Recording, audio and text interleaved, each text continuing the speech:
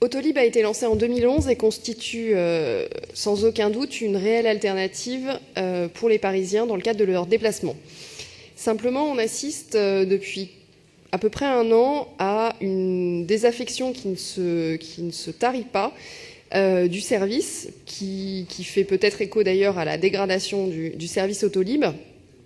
Et début de l'année dernière, début 2017, Autolib estimait que ses pertes à l'issue du contrat, donc en 2023, s'élèveraient à 179 millions d'euros. Aujourd'hui, les estimations ont encore augmenté. Or, Autolib, via Bolloré, a indiqué que simplement 60 millions d'euros pourraient être couverts de la part de la société.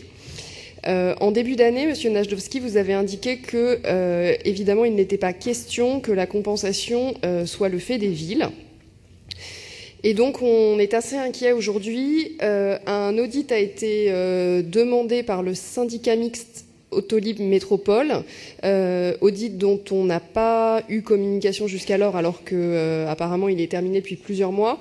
Donc notre vœu a trois objectifs. D'abord, que la ville demande au syndicat Autolib Métropole que cet audit soit communiqué à l'ensemble des élus.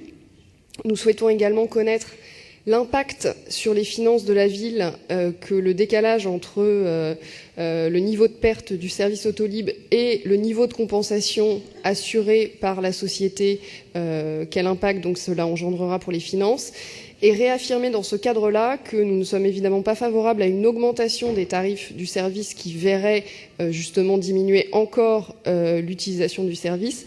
Et par ailleurs, nous sommes évidemment totalement hostile à ce que cette compensation se fasse aux dépens de tout ce qui est mobilité électrique et notamment l'installation des bornes électriques dans la capitale. Merci de vos éclaircissements.